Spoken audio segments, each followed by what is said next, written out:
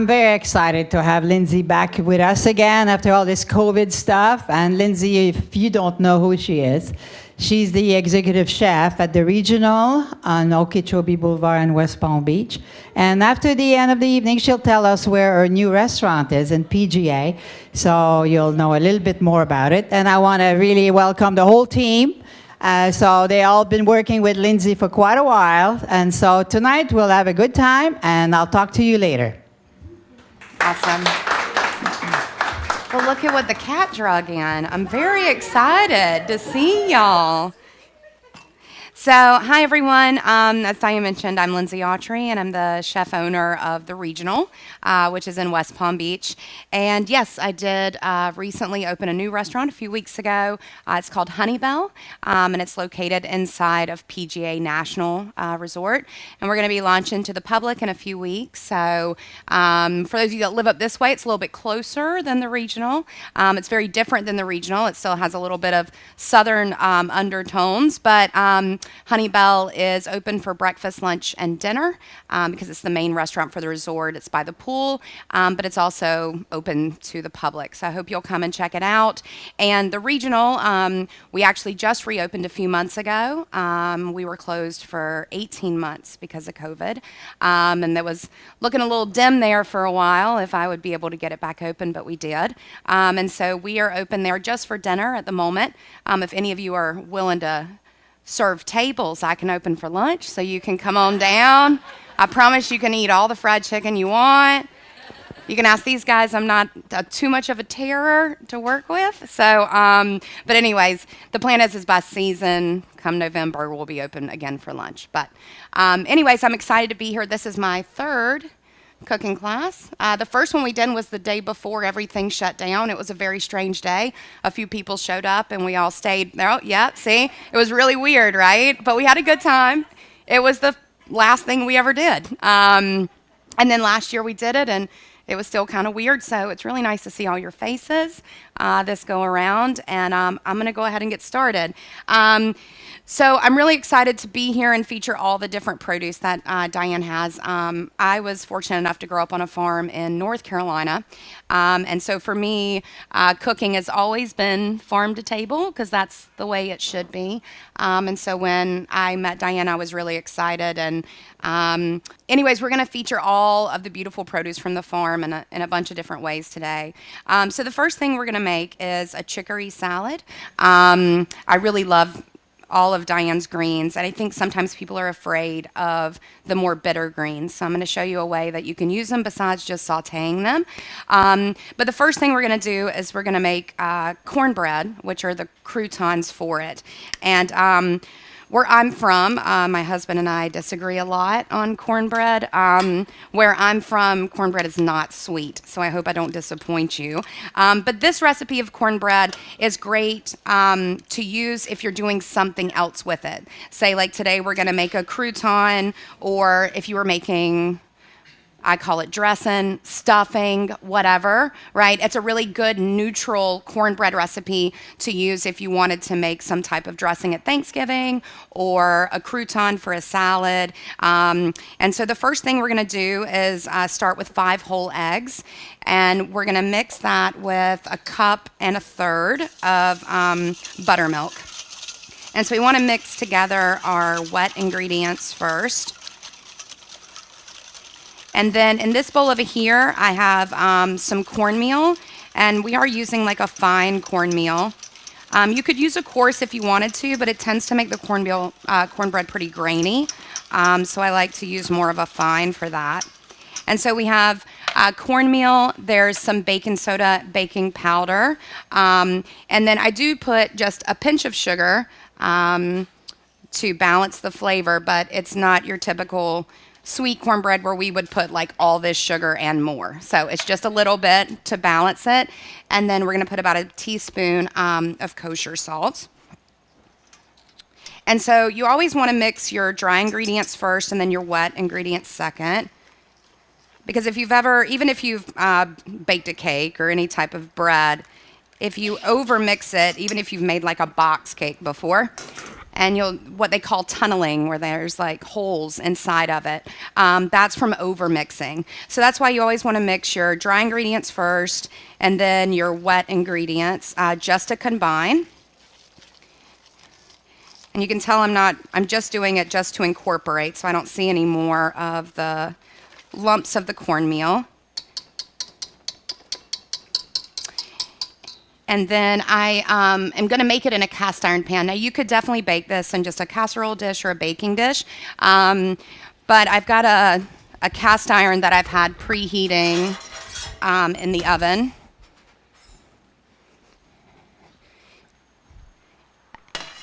And I just greased it with a little bit of butter.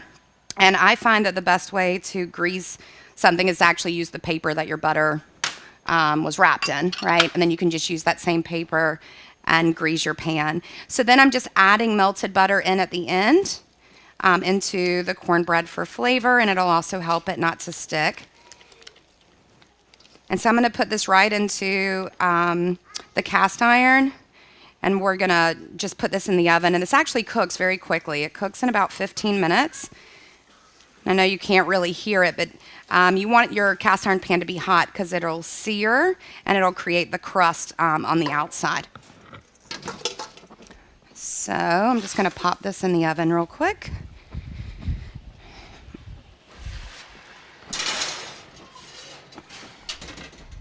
Rob, don't let me forget about it. I don't want to burn cornbread in front of a bunch of people, right? All right, so now that the cornbread's cooking, I'm going to start to make the vinaigrette. And I think that a lot of times people feel that when they go to make a vinaigrette, it's like, oh, it's vinegar and oil and seasonings, right? And you just mix everything together. But there really is a process to it. And if you start with any kind of vinaigrette you're making, you always want to season your vinegar first, or your acid. So even if you're making like a lemon vinaigrette, or let's say a Greek vinaigrette where you're going to put like, let's say, granulated garlic and oregano, you always want to start with all of your seasoning first. So for this, escarole is chicory. You could use chicory or escarole. They're very bitter greens. So we're actually going to make the vinaigrette pretty heavily seasoned. And normally vinaigrettes are like 1 part acid vinegar or lemon juice to like 4 parts of oil. So if you were to use a full cup of vinegar, then you would do 4 cups of olive oil. We're gonna bring that ratio down a little bit and use more of the vinegar and the flavorings, because we want the acid to actually break down the chicory so that it's not so bitter. So I'm starting with some sherry vinegar. You could also do this with red wine vinegar, but I really like the flavor of sherry. And we're going to go ahead and season it with salt and pepper at this point. Because if you were to make a vinaigrette and not put any salt in it, and then salt it later after you've added your oil, it's kind of a geeky chemist thing, but it's true. The salt gets suspended in the oil, and it doesn't actually season all the way through. So you want to like dissolve your salt, or if you're trying to make it sweet with sugar or any kind of spices, you want to start there and dissolve it into the vinegar first. And so then we're going to add equal parts here of the sherry vinegar. I've got some local honey. And then also a little bit of Dijon mustard. Now you could use, a whole grain mustard. I won't haunt your dreams if you use French's. Just don't use so much of it. And then also don't put any salt in it, because that's going to be like real salty. But we're going to go a little heavy with the mustard because the mustard is going to help emulsify it, but it's also going to help be a very predominant flavor in the dressing for the salad. So we're going to start to whisk together now the mustard with the honey and that seasoned vinegar.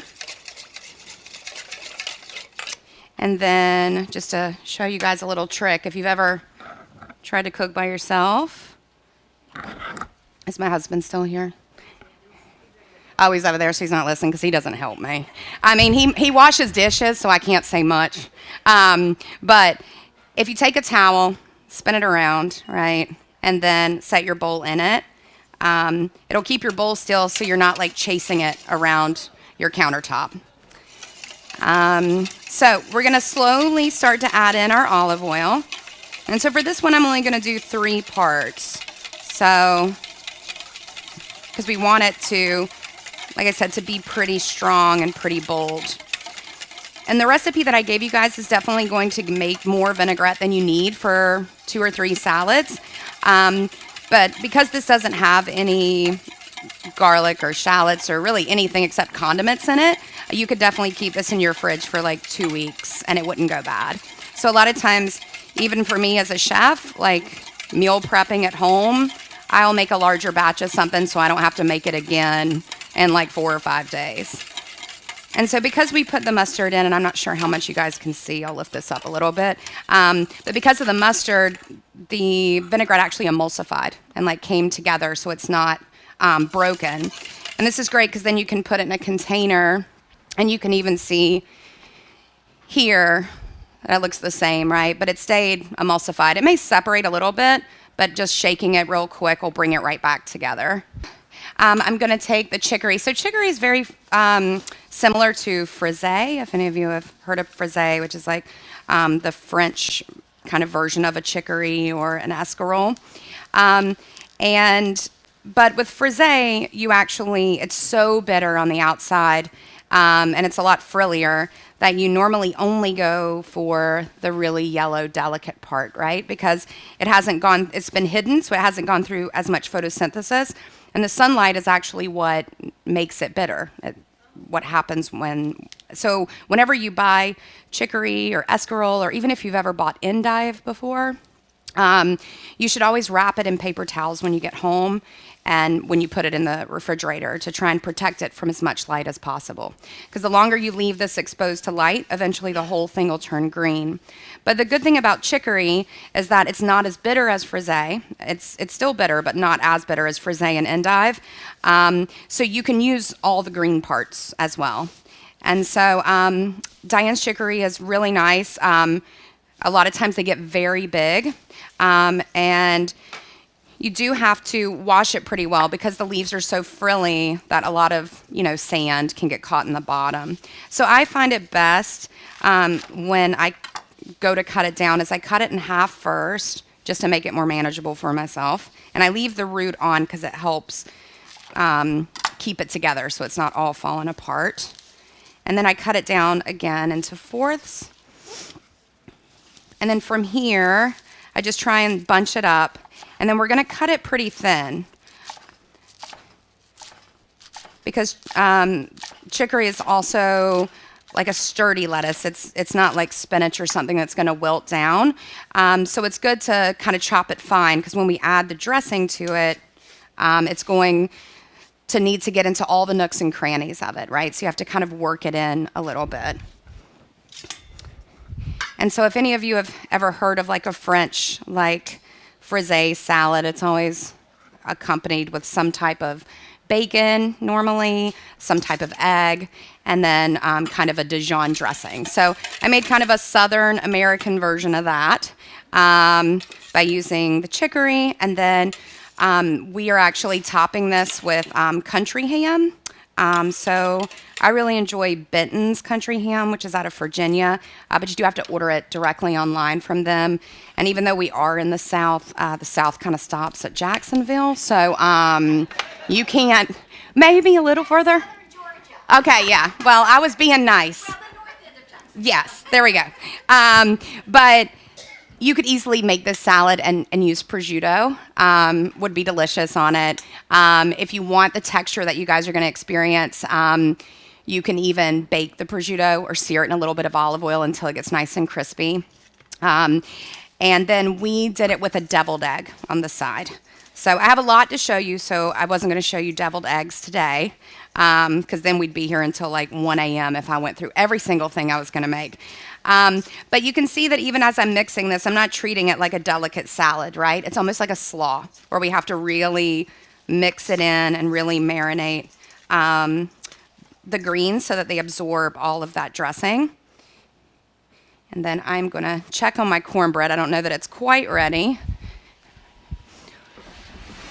Oh, it's pretty close, actually. So you can see how quickly this is, right? So if you start with a hot pan, then It actually bakes up very quickly. And then we would just let this cool completely, take a little knife, flip it out. And then if you let it cool at room temperature for about an hour, then you can just easily dice it, because this recipe, like I said, is really great to use in other things. It's a little bit drier. If you wanted to eat this with just like butter or something, that would work as well. But this recipe turns out great to turn into other things, like a cornbread. It's a little bit drier. So we're just going to do some of because the chicory is so sturdy, this is also a really great salad that you could do if you were having a large crowd, because it can sit. It's not going to wilt for like 30, 45 minutes, right?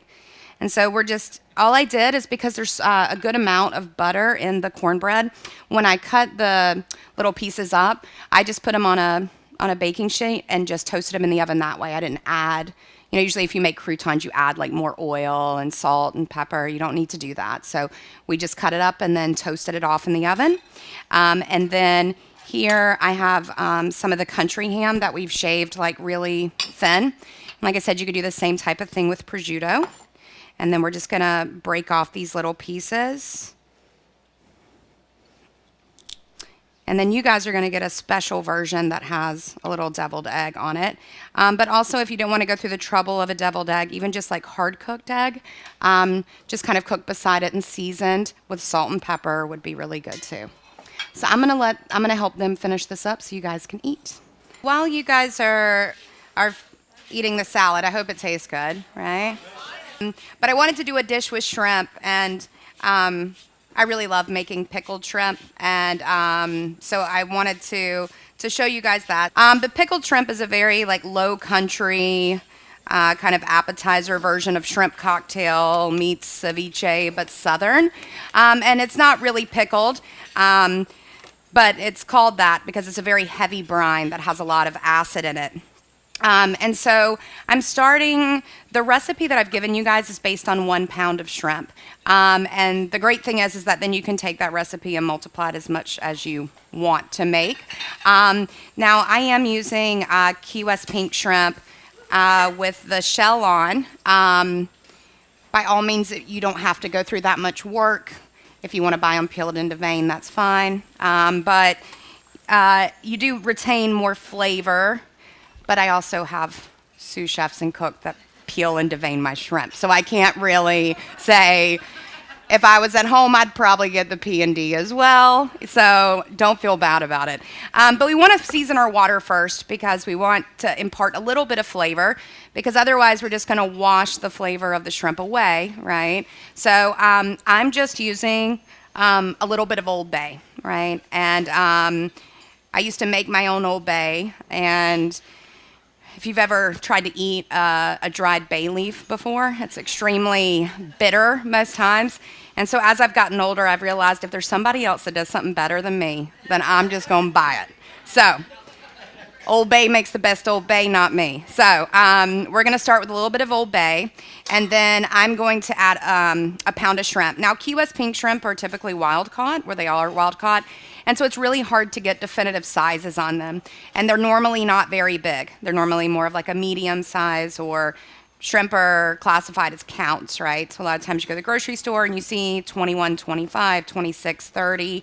I'm sure most of you know what that means. Some people don't. It means how many are in a pound, right? So 21, 25 means that you get roughly somewhere between 20 and 25 shrimp. So once our water is seasoned, I actually bring my water up to a boil and then take it down to a simmer. Shrimp cook very quickly. There's no reason that they need to be cooked in very aggressively boiling water. And that water is so hot that they're going to cook very quickly. So these shrimp are only going to take about 1.5 minutes, 2 minutes at the most. And I guess my best piece of advice is whenever you're cooking shrimp in this style, whether it's for a cocktail or a chilled dish, that you really want to pay attention to them and try your best not to put it into ice water, because you've already started to wash off the flavor of your shrimp by putting them into water to cook them, right? But we've flavored that. But then if I was to go into a bowl of ice water, then I'm just going to rinse away the flavor that I put in the pot, And then there's just kind of like no point to it, right? And so we want to take these out when they're just cooked, like just pink. And you can really tell. I've been cooking a long time. I can stick my hands in boiling water. I don't suggest you do that. But you can also tell by kind of feeling it, right? It's a little squishy, so I'm gonna let it go back for a second. The other way is you can actually cut into them.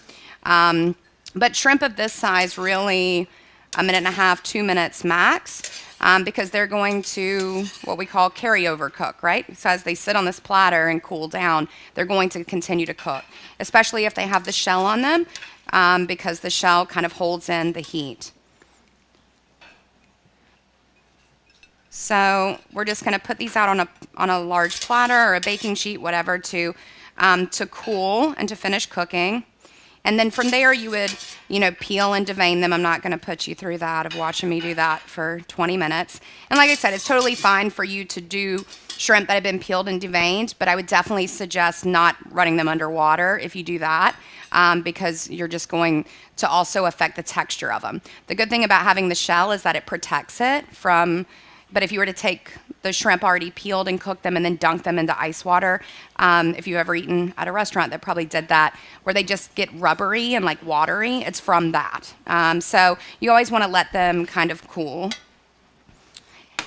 And so in the meantime, I had a sous chef do this for me, right? But so I've already got some peeled and deveined. And so now I'm going to take the rest of the Old Bay and put it in a mixing bowl, because we're going to start to make our pickle or our brine for it. And so we're going to use the zest and juice of 3 lemons. And so I'm using a microplane, which is the best way to get zest off of citrus. And there's a few ways that you can zest with a microplane. You can tell that I'm just like taking it once and then making kind of a slow turn. You never want to grate it like cheese because the pith underneath is very bitter, right? So if I was to go like this, it would just get very bitter. Some people, I zest probably, 100 lemons a day, so I'm a little bit faster at this. But some people feel a little bit more comfortable using the tool instead of rotating the zest or the citrus. And so they kind of grate against it. Whatever you feel most comfortable with, but this is really the best tool for it. And so we're just going to take all the zest off first. And then I'm going to put all of the juice from these lemons directly into the bowl. I usually just use my hand, but I did cut my hand, so I didn't want to put y'all through the watching me squint every time I did this. So we're going to do the juice of all of these lemons, and then we're going to add a few more spices to this. So I love celery, and I like celery seed. I think all of us have celery seed or celery salt from making Bloody Marys, and that's about all you ever do with it. But I really like to put it in the pickled shrimp. It's a typical like pickling spice, but it also lends a nice flavor. And a little bit of texture that's a little bit unexpected. So we're going to start with the zest and the juice, and then we have the Old Bay. And then I'm going to add a little bit of celery seeds. I'm going to add a little bit of crushed red pepper, and that's, depending on if you like things spicy or not. And then we're going to use a little bit of garlic, and I like to actually use my microplane to grate garlic. If you have a garlic press, then you could do the same thing. If you were to mince it, it works well too, but you want to make sure that you really mince it so that you're not eating like a giant piece of garlic. I find that is not very appealing. So we're going to do a couple of these. I also just don't like to have like a ton of kitchen gadgets, so I use my microplane a lot for a lot of things. So we're going to grate a couple of those in. And then I've got some chopped parsley that we're going to add. And then we're also going to add some chopped dill. And the dill, you could either chop it, or because dill is so delicate, you could even just rip like small little sprigs into it. Because if you were to really chop the dill, or if you've ever chopped basil or dill or any type of delicate herb, they tend to turn black if your knife is not very sharp. So with this recipe, I actually like to see the pieces of dill. So I'm just going to kind of tear some into it. And we actually don't add any salt because Old Bay has a good amount of salt in it. And so then the recipe that I gave you guys actually calls for dried bay leaves. I like to use fresh ones at the restaurant. They're a little bit more difficult to find at the grocery store. I know that sometimes you can find them where those overly expensive little herb packs are. They're all $3 for some reason. They'll have them there. But also if you go to Diane, do y'all have laurel or bay leaf? I don't know. Do you do bay leaves? No. So if you go to I was going to say this and I was like, oh God, what if Diana has them? If you go to the cheaper produce markets, so you guys know what I'm talking about, they tend to sell them and they sell a lot, but if you keep them in the fridge, they'll last forever. So we're going to do the bay leaf, and then to this, we're actually going to add a good amount of olive oil. So we're going to add a full cup. Which seems like a lot, but this is to brine. It's not like you're going to drink this. And so we're going to add all of this olive oil in. And then the last piece that we add are some sliced onions. And so I normally don't cut the onion. I don't worry about cutting it the prettiest because it's really for the flavor. You can serve it with it if you want to, but for me, it's more about the flavor and less about it being actually served in the dish. We always take it out. And we're just going to use about a half of either a white or a sweet yellow Spanish onion. And so I'm just going to make just some thin, like kind of half moon pieces. Because like I said, this is just for flavor. So I'm not really worried about it being like a perfect julienne. You just want it to all be uniform, more or less. And I like doing it this way because it's easier for me to pick it out later. And we're just going to stir all this together. We're not making a vinaigrette, so there's no point in you trying to emulsify. You're not trying to suspend the oil like we were in a dressing. But we're just going to add in all those onions. And then we're going to add the shrimp in.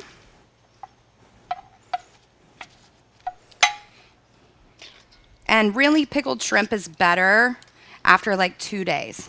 I mean, 1 day, you'll definitely get a lot of flavor. But I really like the flavor and what kind of happens to the shrimp after a second day. And if I can find my jar. And so a lot of times we'll end up putting them into glass jars because it's best for you to store this in glass or in plastic just because of the reaction of the metal with all the acid.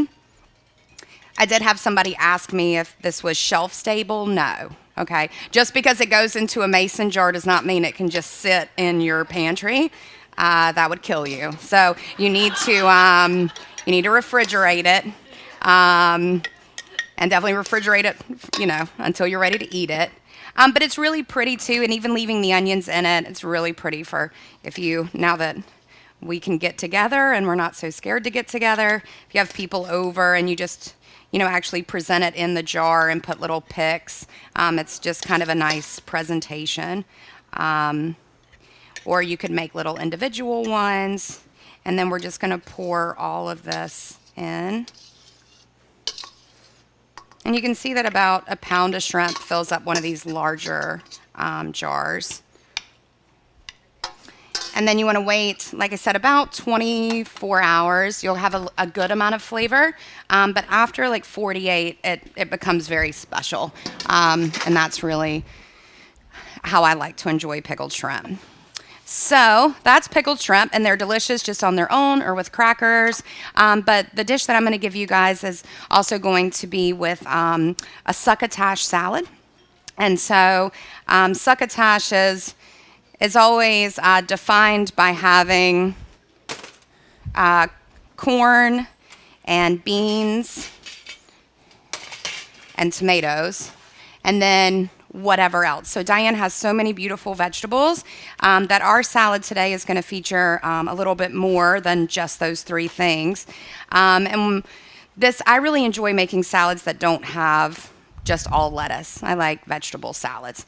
And so I've got, and whenever you're making this, I really have, I guess as I've gotten older, I like to make things easier on myself. So I like to cook everything in one pot. It's one less dish. So we've taken some fresh corn, and you can just pop the corn right in the pot, right? And we're just going to let that cook for just a minute or so, right? Because we don't want it so tender that it's going to mush when you try and cut it. But we want to take a little bit of the starch off of it. And so I like to really just cook corn for about a minute. And so then I'm also using some fresh lima beans. I know Diane sometimes has fresh black-eyed peas. I think I used all the ones you had in the freezer. They're coming. So when you get them, they're delicious. I've used some fresh lima beans in the meantime. So I'm going to take this corn out now and let it cool. And then I'm just going to bring the water right back up to a boil. And then we're going to use a bunch of different types. Diane has some really great like pole beans, kind of a classic green bean, as well as some yellow wax beans. And we're going to just put all of these right into that same pot of water. And we're going to blanch them. And so the most important thing with blanching is you want to make sure that your water is really boiling because you want to cook it very quickly. And so we're just looking for them to get kind of nice and bright green. And I've got a little bit of some ice water here. My 2-year-old was moving all my things. Okay. And now he's not here to blame. So we just want to cook these they do take about a minute as well because we want them to still maintain their bite, right? Or as the Italians say, al dente. But we don't want it to taste necessarily raw as well. So now we're going to take these out. Now these we are going to put into ice water to stop the cooking process, right? Because we want the process to stop very quickly. So then from here, I can use this same pot and cook my fresh lima beans or black-eyed peas or whatever type of shelling bean that you want to use. If for some reason you can't get Diane's or you can't get fresh or even frozen, you could also use canned. But with canned, you definitely want to rinse them to get some of that salt off of it. And then from here, we're just going to start putting everything together. So we've got the corn that I just blanched and then cut off the cob. Diane has these beautiful watermelon radishes right now, so I added those as well. And then if you were to use the same pot and put your black-eyed peas or lima beans or butter beans or whatever in, you would just simmer them for about 10 to 12 minutes, depending on the size, until they're tender. And then you would take those out and run them under some cool water. Because this is a salad, so we want everything to be cold, right? And so we're going to add the lima beans, and we have the corn. And then the beans that we just cooked, we're just going to cut them kind of into smaller pieces.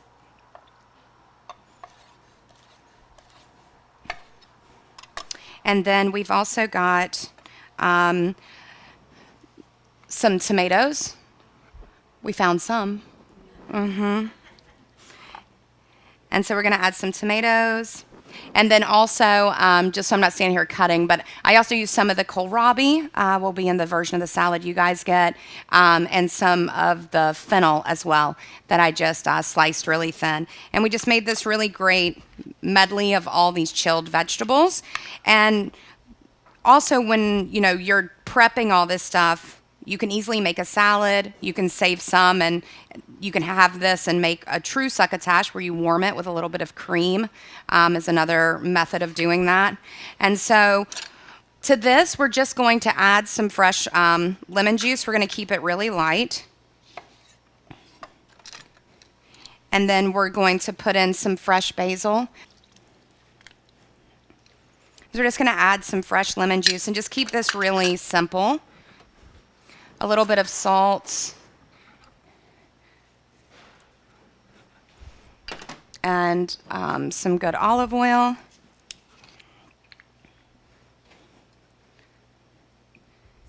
Y'all are so quiet. Does everybody need like a shot? A little bit of something? You're making me nervous. Okay, all right. It's coming. It's coming. All right. And then I'm just going to put in a little bit of some fresh basil. And you could easily tear this as well, but I am going to do what we call a chiffonade. So a chiffonade is a fancy chef term for a ribbon cut, and it means that you roll the leaves together, and then you make a very thin cut. And you do this a lot with basil or any like leafy type of delicate green or herb, because like I mentioned earlier, it'll turn black the more you chop it, because it's not a sturdy herb. And when you go to roll it, I mean, I'll see a lot of times my poor cooks, when they're nervous around me, they'll take them and they're standing there forever and they're like placing them all like this and then like this, and then and I'm like, oh my God, y'all are killing me. I think I've wasted $15 just watching you freak out about stacking it, right? The thing is that you're going to chop it, right? So as long as you do want to roll it, but it doesn't need to be perfect, right? Like you just want to get it so that you can have this kind of long piece of everything that's manageable within your hand. And then you can make these long ribbon cuts. Now, if you have big pieces of basil like these are, I always like to go once more in between, because if you've ever like had a salad or something or a pasta at a restaurant and you get this giant piece, and it ends up like hanging off of your face, right? And that's what I always tell my cooks. I'm like, cut it shorter. And they're like, but that's not a chiffonade. And I'm like, it is, but like think about, taking out your date and then it's your first date, and now you've got this awkward moment where you got to tell her that there's basil hanging out of her face. And I was like, let's not do that to these poor guys on like Tinder dates out there, they're already uncomfortable enough as it is. So anyways, we're going to add some fresh basil to that. And I'm just going to give this a quick little stir. And then to make my life more complicated, I decided to also make green goddess. So green goddess, some of you may know, it had a big moment in the 70s. I still love it. I'm bringing it back. I don't see anybody else do it, but I do love it.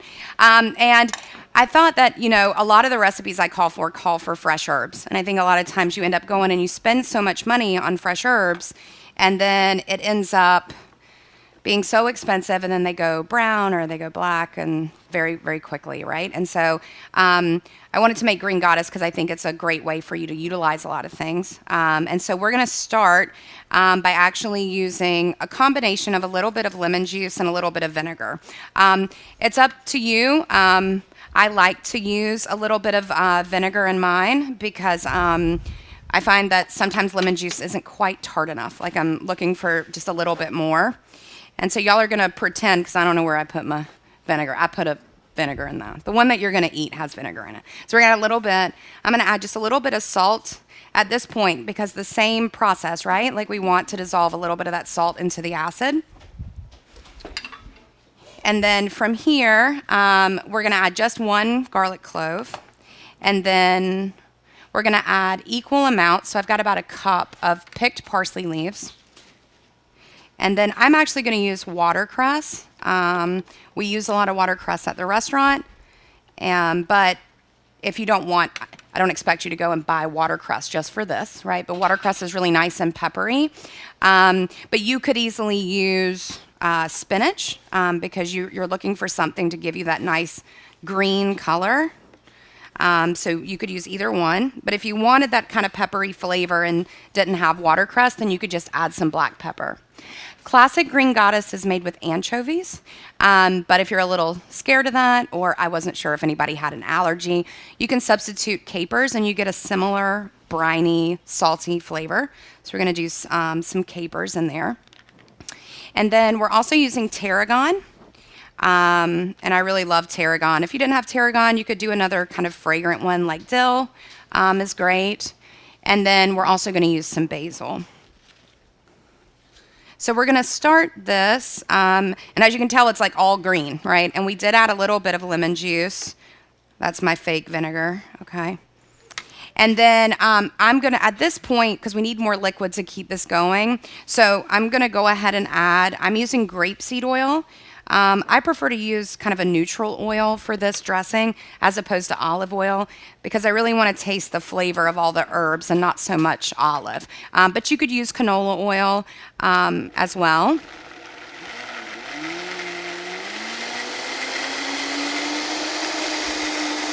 And so we're going to let this, and if any of you have a Vitamix and you got one of these things that you never know what to do with it, this helps move it along.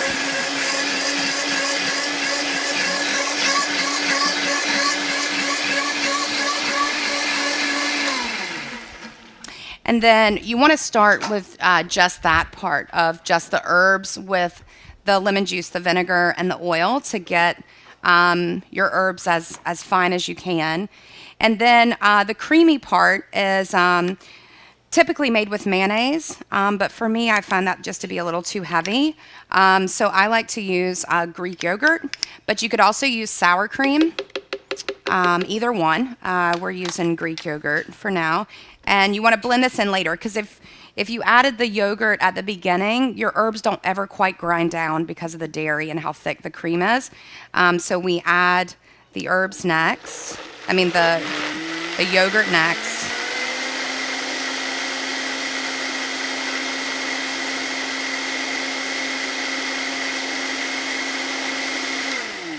All right, perfect. And you really want to use a blender to make this because otherwise the herbs are never really going to mash down completely. So to serve this, I like to use the green goddess almost more as like a sauce because it is so like thick. And you could plate this like as a platter or individually. And we're just going to smear this all over the bottom. You see these chefs, they always do these little swooshes, right? That's why we charge you like an extra $5 is for the swoosh. That and the cost of paper goods these days. All right, so we're gonna place all that right on the bottom. And then we've got our salad with all these really pretty vegetables. And you could add as much or as little as you wanted to this. Like I said, we put kohlrabi and fennel and a bunch of stuff in there. But really the key components are the corn, some type of lima beans, and tomatoes. So we're just gonna pile the salad in. And then we're going to use these shrimp and pretend they've been in there for a couple of days. And you would just kind of fish these shrimp back out, and you could place these right on top. You could also serve the shrimp on the side, or you could eat, I would just eat that salad by itself as well. But this is also a really good kind of light dinner. You could easily serve this with like grilled chicken. I love green goddess and chicken together. And that is your pickled shrimp with succotash and green goddess.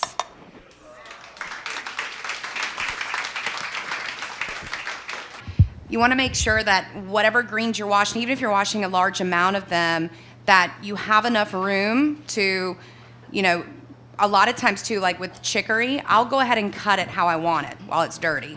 And then I throw it into a bowl of water, swish it around, and you want to make sure that there's enough space that as you let it sit, all the sand or dirt will float to the bottom, right? It'll settle on the bottom.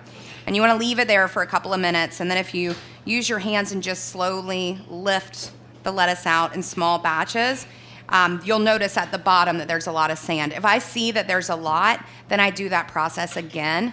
By just filling a large bowl of water. If you don't have a salad spinner then to like spin it out, then just taking like a baking sheet or something with either a kitchen towel or paper towels and laying it to let it dry, even in the refrigerator is a great way to do that. But yeah, the best way is always to start with a bowl of water. If you've ever tried to take a thing of parsley and like run it under the sink, all it does is just absorb all that water, and then it's terrible for you to then get it dry.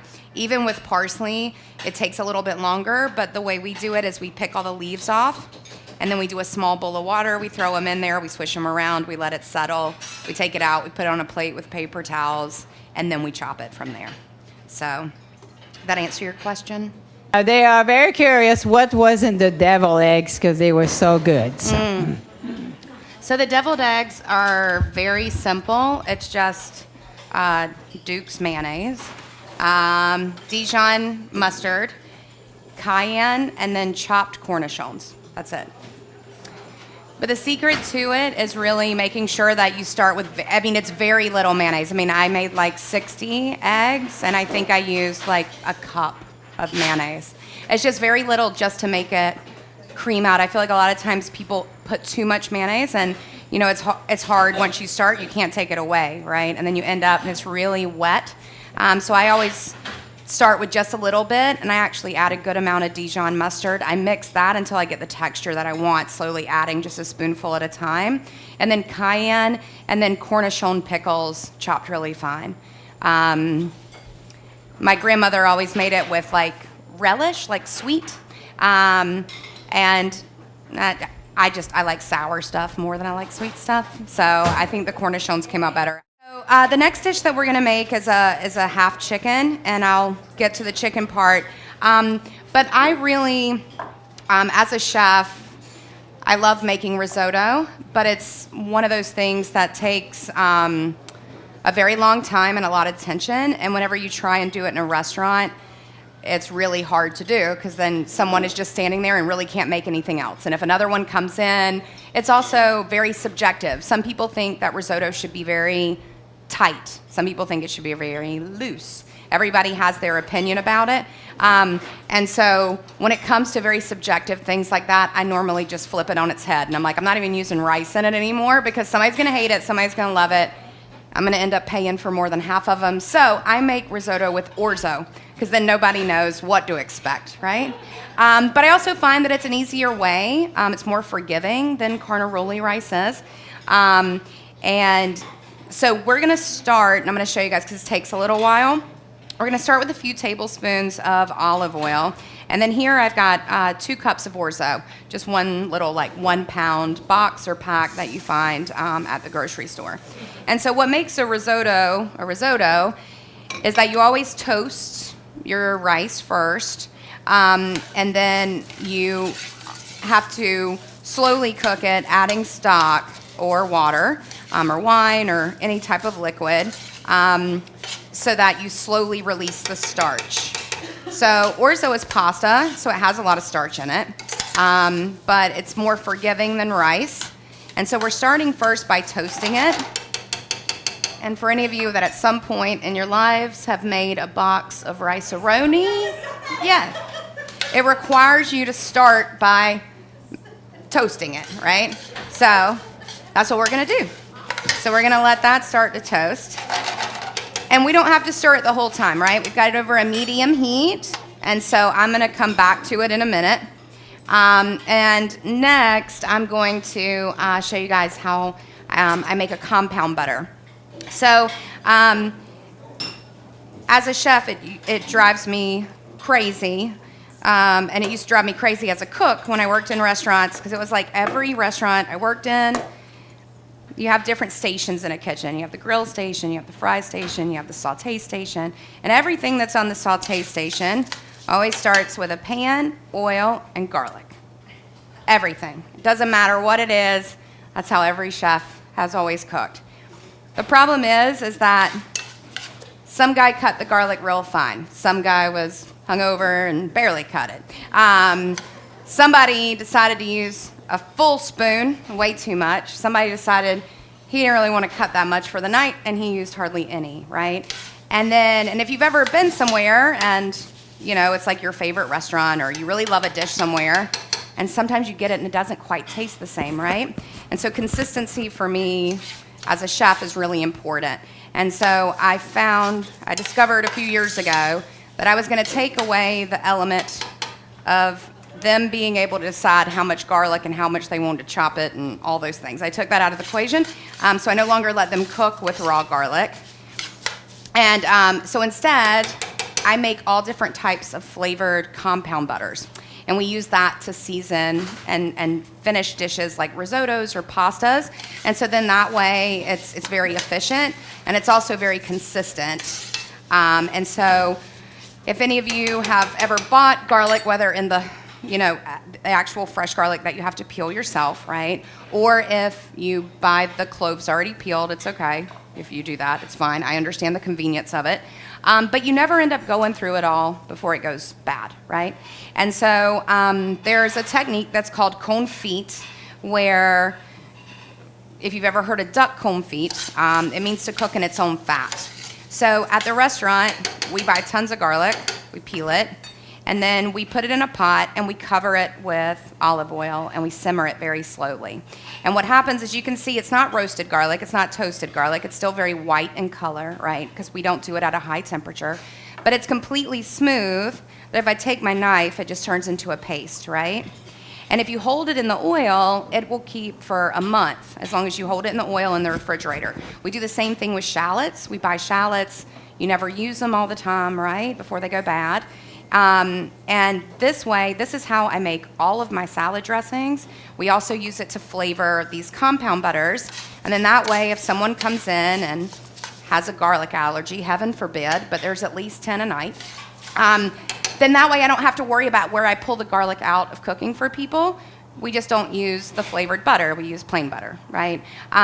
So one thing that I like to do when I have a lot of herbs or I have a lot of garlic, even at home, and I take the same concept of making this like at home, is that we're going to make this kind of neutral compound butter that I like to use in a lot of different things. We finish vegetables with it at the restaurant with just a little bit of stock to go underneath fish dishes. We're going to use it in this orzo risotto. I also use it just to like saute shrimp and call it scampi, because it's almost like a scampi butter because it has garlic and lemon and herbs in it. And if you end up buying a lot of herbs, like because you decide you're going to replicate this menu that I gave you that calls for all these herbs, right? And then you're going to be stuck with all these herbs. Then you can make compound butter. And I'm going to stop talking for a second. If you guys can see, this actually has started to get really nice and golden, right? While I've been talking.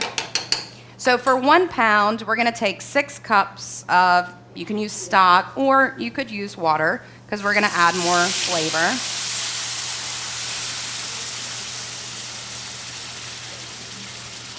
And we're going to go ahead and add all the water, which is definitely not your typical risotto preparation.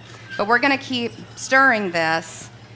And if you've ever, and you've probably read that whenever you do cook pasta, recipes always call for you to save the pasta water because it has so much starch in it. You can use that when you make your sauce, or to thin it out. Instead of trying to thin it out with water or another liquid, you want to use that. So instead of us cooking traditional pasta where we're going to pour all that liquid off, we're only putting enough in there that it's going to absorb it. So it's going to keep all that starch and end up making it kind of like a risotto. So we're just going to let that simmer, and I'll keep an eye on it. So so I've just left a pound, and I'm using a full pound of butter because we're going to make a lot of this. So I've taken some of that garlic confit that I've just smashed up, and I've started to mix it into the butter. And then we're going to add some chopped parsley. I also put some tarragon in here, any herbs you really want to use. Any herbs that you have. Just keep in mind, remember what you put in there. Because if you put you wouldn't really want to do like mint, right? Because then it wouldn't really work for a lot of dishes. But I like to keep it kind of neutral. Sometimes I'll do like thyme, parsley, maybe tarragon or dill, and know that I can use that on a lot of things. If I make one with rosemary and thyme, then I typically tend to use that more on like potatoes or meat as opposed to fish. But we're going to mix that in, and then I'm also going to zest in a lemon. And then this gives us just like a really nice like lemon herb garlic butter. It was a use for all of the garlic that you don't use and all the leftover herbs from other recipes. And I mean, we make a lot of this at the restaurant. We make like 20 pounds or so at a time in a big mixer. And And we do another version where we make an everything butter that we serve with bread. And so we use the confit garlic, the confit shallot, sesame seeds, poppy seeds, sea salt, and then also, even though we're adding it to butter, you actually use a lot less butter because it has so much flavor in it that you don't have to use as much. But you do want your butter to be soft. You could easily do this in, a KitchenAid stand mixer if you wanted to. But if you leave your butter out for at least a few hours or even overnight, it'll be soft enough that you can just do it with a spoon. So I'm going to turn this up a little bit. And you do have to remember your orzo, because you have to go back and it will stick to the bottom because it doesn't have enough water to move freely like regular pasta. Parchment or plastic works really well for this. And you can make little small logs. And then you can pull it out when it's frozen, and you can actually just take a knife, run under some hot water, and slice it. And then you can just slice as much as you need. And then you could, at that point, even freeze it again, like in little Ziploc bags or a container, right? So I'm just going to take the plastic wrap and just make this kind of log shape. And it doesn't need to be perfect, right? Because it's butter. But we also use this in like the everything butter we make. We roll these logs and then we slice it with a hot knife, and then we just serve a little round as like our butter service instead of trying to fill a ramekin with it or letting it soften again, right? You could easily just cut these little pieces. So once you've kind of got it tucked in and it looks more or less like you don't see any air pockets, and you just roll it and then twist the ends, which will help pull it all together. And then you can impress everybody because you made like little butter logs, right? And then you can either freeze it, or if you're going to use it within a week or two, then just put it in the refrigerator, and then it's easier to cut. But if you have a lot of herbs or you want to make a good amount of this, then you could, and then freeze it. I like to use this too underneath if I'm like roasting a whole chicken. Use that to like go underneath the skin. Anything I can do to kind of do like, I try and make my meal prep with things like this at home. I try and think like a month or two into the future. Like if I'm going to make a butter, I'll make a good amount of it, and then I know that I've always got it. And that's just less stuff I have to do to make, a delicious meal. As a chef, a lot of times, like I think chicken is like our biggest enemy. Like nobody ever wants to figure out how to make a chicken dish. Because chicken overcooks very quickly, especially just a boneless, skinless breast. And if you try and roast it whole, then it's the timing, right? Because you don't want to go into a restaurant and order a roasted chicken and then it takes 45 minutes, right? So we have to figure out a way to do it ahead of time. But then doing it ahead of time runs into food safety, right? Because you make somebody sick if you don't cook it all the way the first time. But if you do cook it all the way the first time, then it ends up dry. I came up with this because I was just tired of stressing about chicken all the time. So we actually debone whole chickens. Now you can do the same thing and the same technique and cook this dish using like a bone-in, skin-on chicken breast. You could do it with a boneless, skinless breast, but just know it is going to be kind of dry. So we debone chicken, and I wanted to show you guys this because I feel like a lot of times people are very intimidated on how to break down a chicken. And so this is definitely not an easy thing, and I've done a lot of these. But we're going to start, and so this is about a 3-pound chicken, so it's not gigantic. And we're going to start right here at the breastbone. And we're just going to take our knife and cut right by the breastbone so that we start to remove the breast. And so as you take your knife down, you're going to run into a bone, right? And I think that's always like the scary part is people are like, I don't know where to start, right? It will tell you how to go. So if you just take your knife and slowly start making cuts along the bone, because you can't cut through the bone, so if you just lay your knife against it and start cutting down, you're going to first remove, and we want to keep as much of the skin as we can. And a lot of that you can just do with your hands, right? Just want to separate it where it naturally separates. And so we get down to where the wing is connected, and I can't see. There. So you can kind of see where you see an actual joint, right?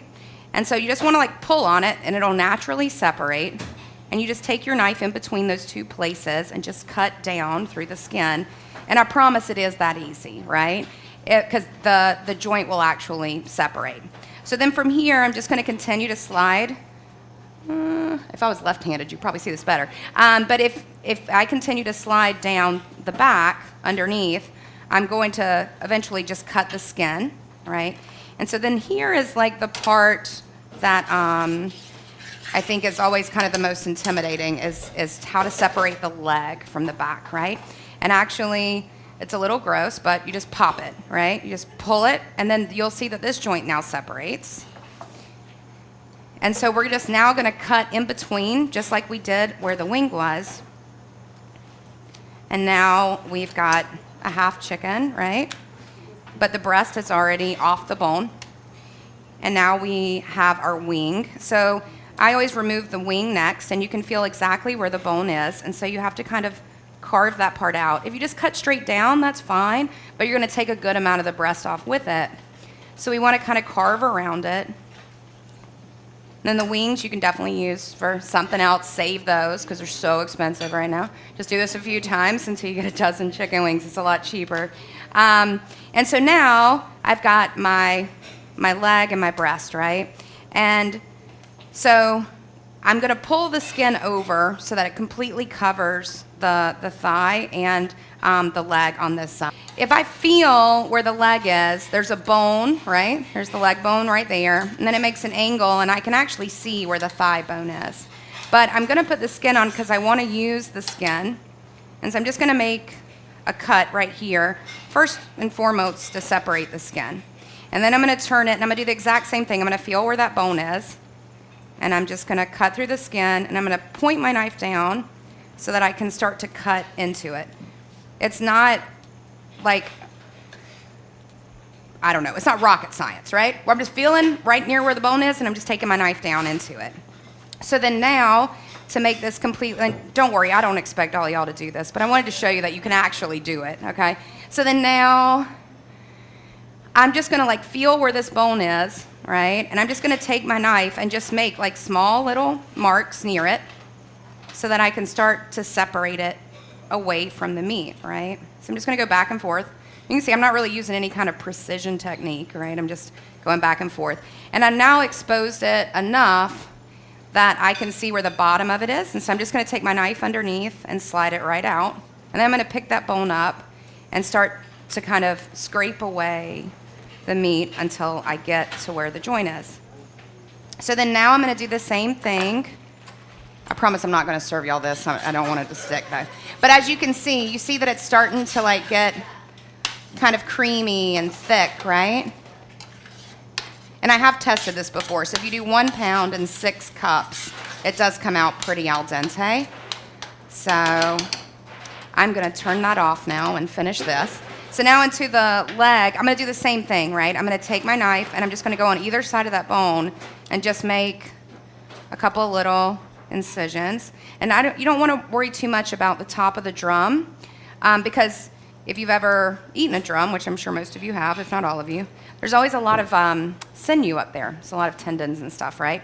So we don't even need to worry about that. So a chicken leg, though, always has one little extra tiny bone beside the big one. So if you've ever it's like a splinter, right? And if you bite into it, it'll like sometimes stab you in the cheek, right? So you have to be aware of that. So you want to stick your finger in there and you feel where that is. And we're going to do the same thing we did with the thigh. We're going to go right underneath it. And then we're just going to cut straight down, right? So now we can see that we have the leg.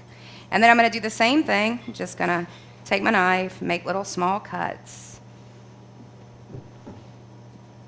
I did go to school for this, but you don't need to go to school to learn how to do this.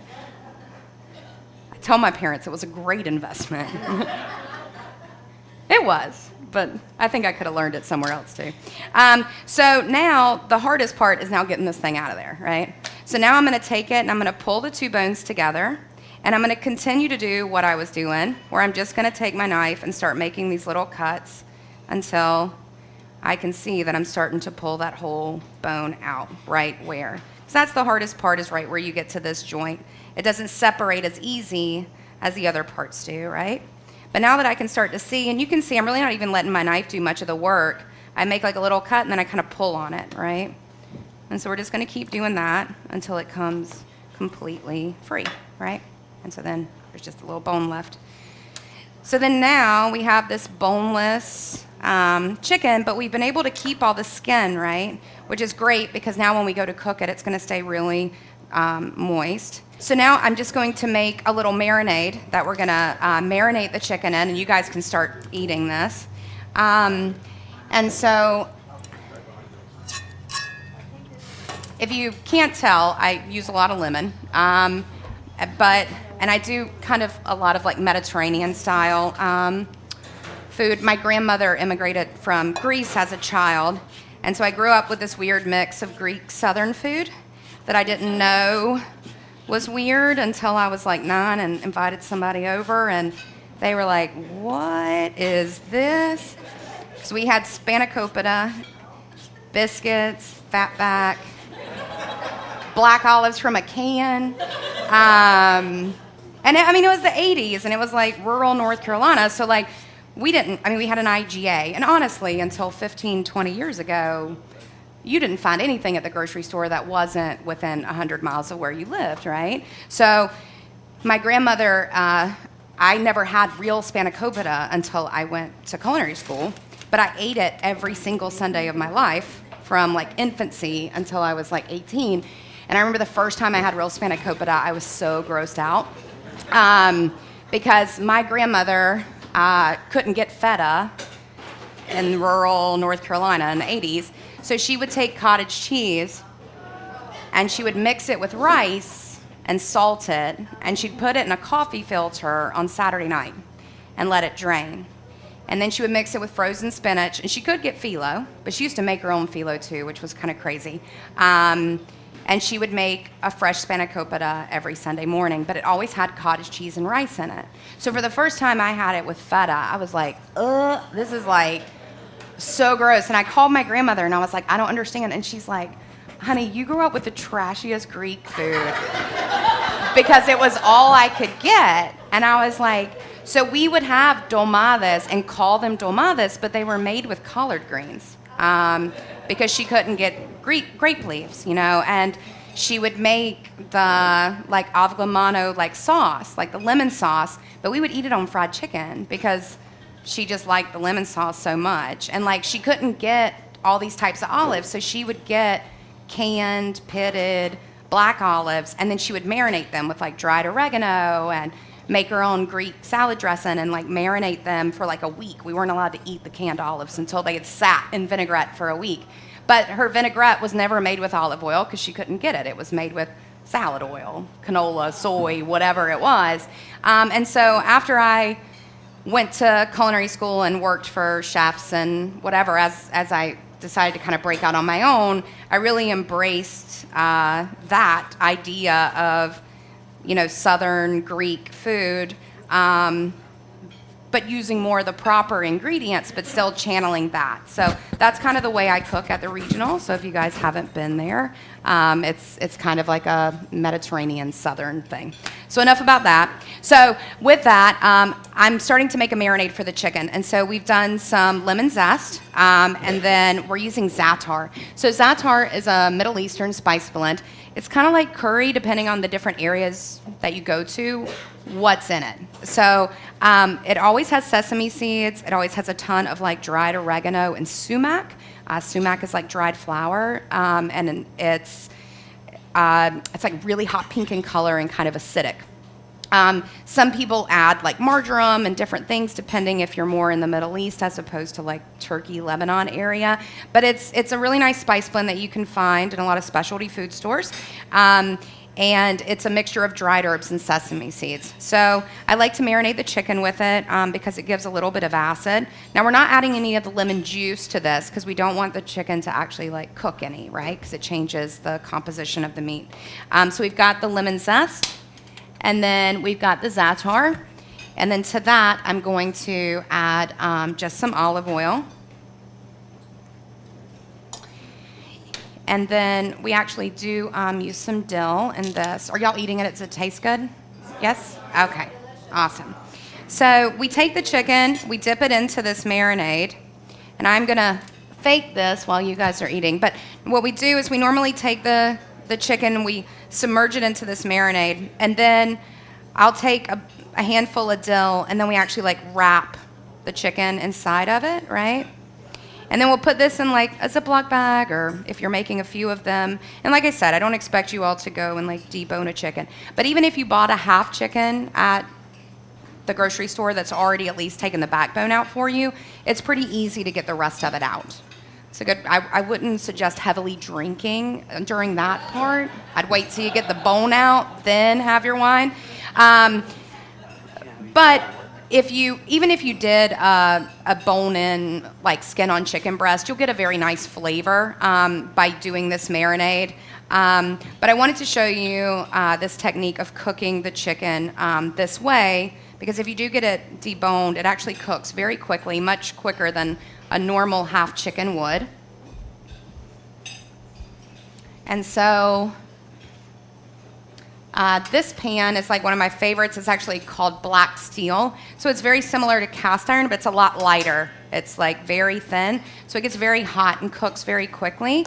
But I would say that if you have like a griddle top, that works great, or anything that's more of an iron than like stainless steel. So I've got this kind of warming up, and I'm gonna make sure that I stretch the skin out to cover everything, right? And I'm gonna put this chicken on a medium heat, and we have the skin to kind of protect it, and we're just gonna let that slowly cook. All right, I am going to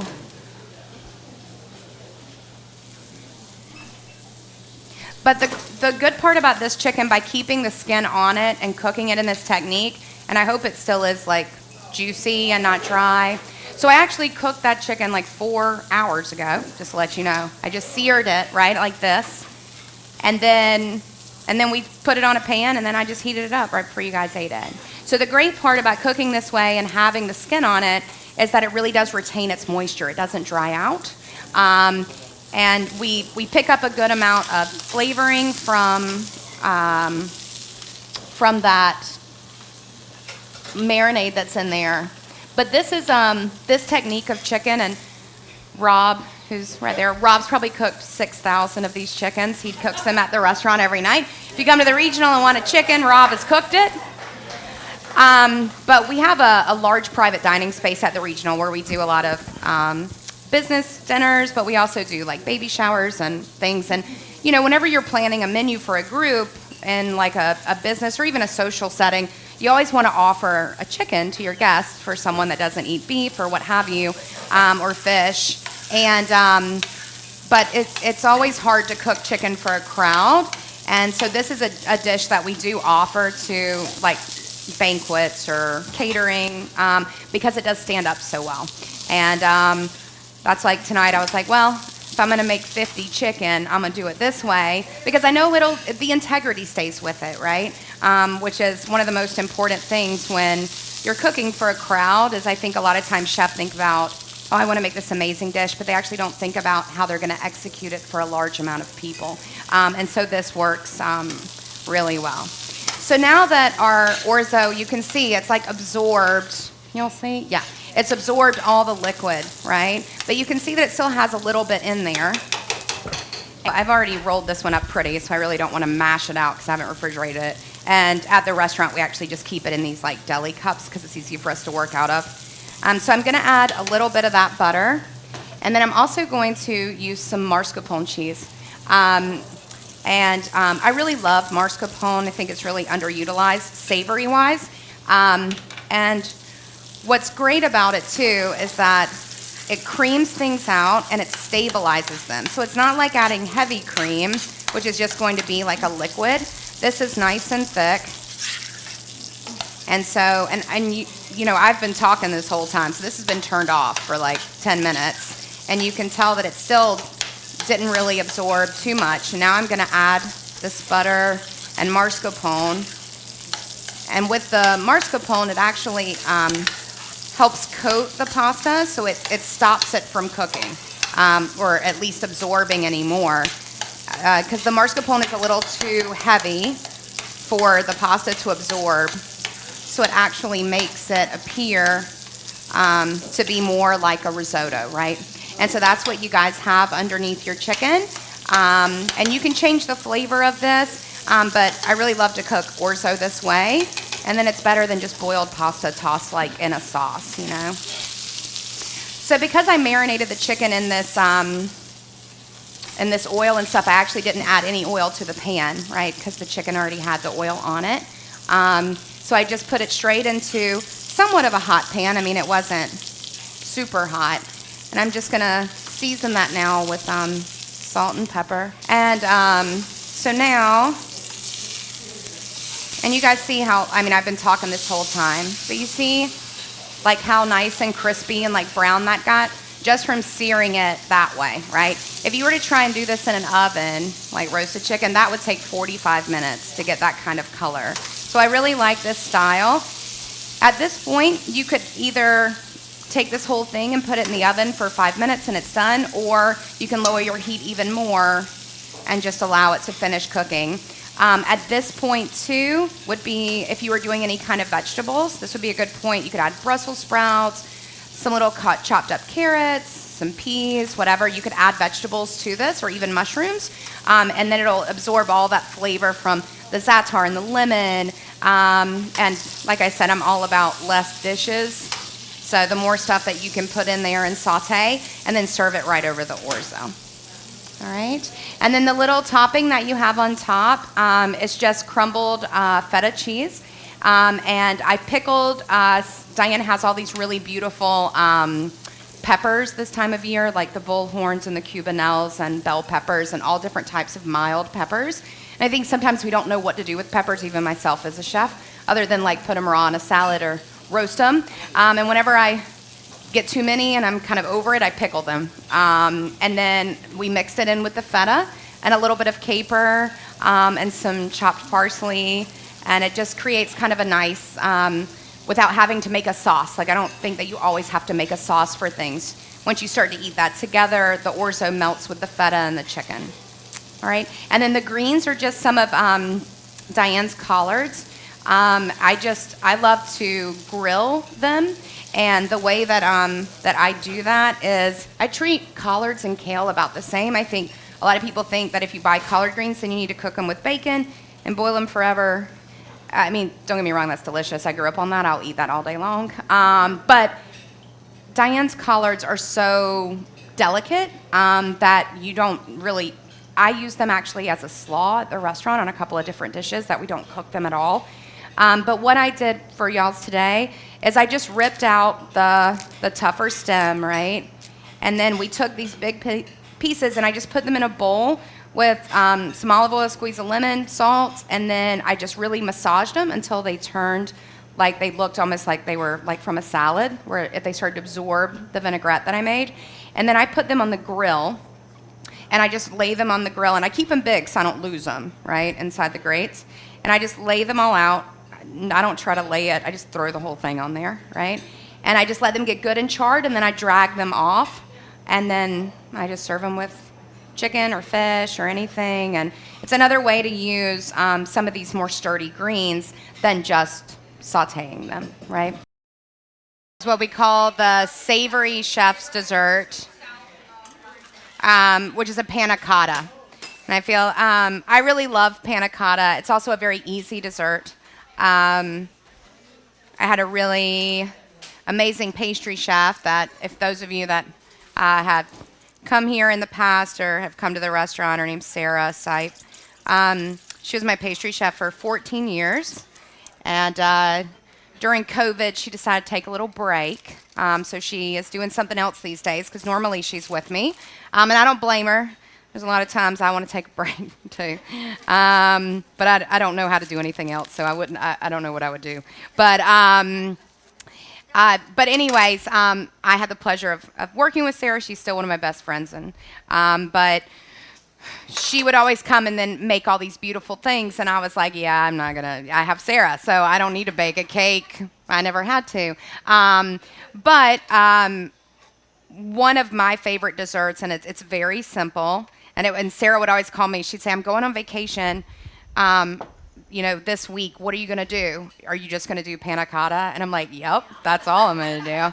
And it is. It's very delicious. It's light. It's refreshing, and it's easy. And you can kind of change it, do different ways. Right now at the restaurant, we actually have one made with coconut milk, so that I could have like a dairy-free dessert on the menu with like passion fruit, and it's very tropical. The one that I made for you today is a buttermilk panna cotta, and so it's just requires a few ingredients. But similar to like the way that we do the one at the restaurant now that has coconut milk in it, there's certain types of dairy that you can't really heat or they break.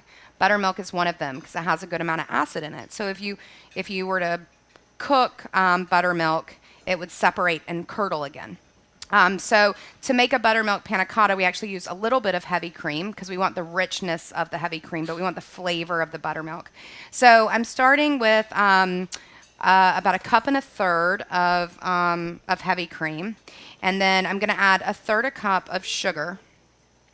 And we're only going to heat this just to dissolve the sugar. And then I do want some vanilla in there, and vanilla beans are very expensive, right? And even like you buy one curled up in that little glass jar at Publix, and it's like $20 some for one, right? And God only knows how long it's been living in that little glass jar on Publix that nobody else ever paid attention to. And you get home and it's super dry and you're like, what did I do, right? You can also find what's called vanilla paste, and it's much better than vanilla extract. And you can find it a lot at Whole Foods. That same company, I think it's called Spice Island, I think. They make a vanilla paste, and it's up there too. It's like $30, but you get a lot more bang for your buck. And so if you guys can see, it's really dark and thick, right? But pull it back, you can actually see like some of the vanilla seeds, like the pod, right? It actually has that in it. So it's real vanilla. It's not like vanilla extract. That's just more of the flavor. So we're going to add a little bit of that. And a little bit goes a long way. And then we're also going to add about a teaspoon of salt because a little bit of salt always like balances desserts. So we're going to mix that in. And we just want that to come up to temperature. Now, in more commercial cooking, we use gelatin sheets, which are a little bit harder to find at the grocery store. So the recipe that you guys have is for powdered gelatin, which works just as well. But if you were to translate this, it would be 3 sheets of gelatin, or 1 packet of the gelatin powder. So we're going to bloom the gelatin in the same way that you do it with powdered gelatin. But with powdered, you use a very little amount of water because the powdered gelatin absorbs all the water. So you're just left with this like jelly, right? Whereas the sheets themselves just become very soft. So we are going to let that just barely come to a simmer. And you can see that the sheet gelatin actually softens very quickly, right? So, and if you can find sheet gelatin, it's really nice. It makes a little bit more of a consistent thing. I would say that if you're using powdered gelatin, which is totally fine, I would pass this through like a little colander or a strainer because sometimes powdered gelatin doesn't completely dissolve even with whisking. So while we let this all dissolve, we're going to now add the other dairy that's going to make our panna cotta. And so you can either use sour cream or creme fraiche. Creme fraiche is just a little bit of a fancier French version of sour cream. It's cultured a little bit differently. It's a little bit lighter. So I've got the sour cream in there. So we're going to take our buttermilk, and you can tell because the buttermilk is so thick, we want this to be cold, right? And so we're going to mix together our sour cream and our buttermilk until it's nice. And now that this has just come to a simmer, you want to let this cool a little bit. You don't want to put it in there too hot because the the buttermilk could curdle if it's too hot. But all you're really doing is trying to dissolve the gelatin and dissolve the sugar. And at this point too, if you wanted, you could add like a little bit of strawberry preserves or something to it if you wanted it to actually have like a flavor in it. But I really like the idea of it being very just clean, and then we put the flavors on top. So as they're coming around to you, I know on the menu it said last summer's peach jam.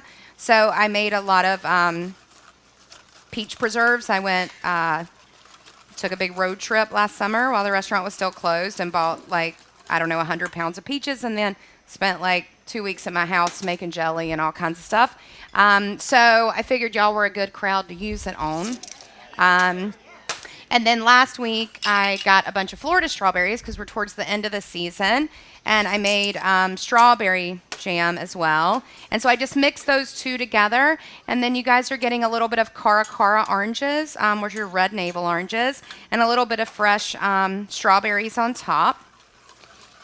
And so whenever you're making panna cotta, you want to use some kind of vessel, right? You could use little mason jars, you could use ramekins. If you wanted to be able to see it, you could use like a rocks glass. And what we do too is we actually make like fun jello, right? We call it gelée, but it's jello, right? And so like at the restaurant right now, we take passion fruit juice and we just add a heavier quantity of gelatin sheets to it. So that it makes a gel. And so then after the panna cotta has been in the fridge and like sets up and is firm, then we pour this like fancy jello on top and then let it firm up, right? And then you can see through the glass and there's like different levels. But once you've mixed together the cream with your buttermilk and sour cream, then you just pour it into your vessel. Classic panna cotta is a lot of times served outside of the vessel. So they'll put it in like those little aluminum pans that you can like spray with olive oil, and you put this in, and then you like put it in it, and then you unmold it. I kind of find it nicer to be able to eat it with a spoon out of, and then no offense to anyone, but this chef I worked for forever, she taught me how to make panna cotta, and she was so picky about it. And that's how I figured out exactly how many gelatin sheets per quart, because she always tell me it's supposed to jiggle like a boob, a real boob, Lindsay, not a Palm Beach boob, because those don't move. And I would say, okay, yes, ma'am. And then she would take it and she'd throw it on the plate, and if it moved like a real boob, then I didn't get yelled at. So I know how to make panna cotta now, and it does move like a real boob. Yeah, exactly. Yes. Well, it's been a pleasure to spend time with you guys. I had a lot of fun. You should come see us at the regional. And then, like I said, I have a new place. Give me a month. You can come to the regional tomorrow. Give me a month at Honeybell. We still got a little bit more time to work some stuff out. But thank you. It's good seeing all of you.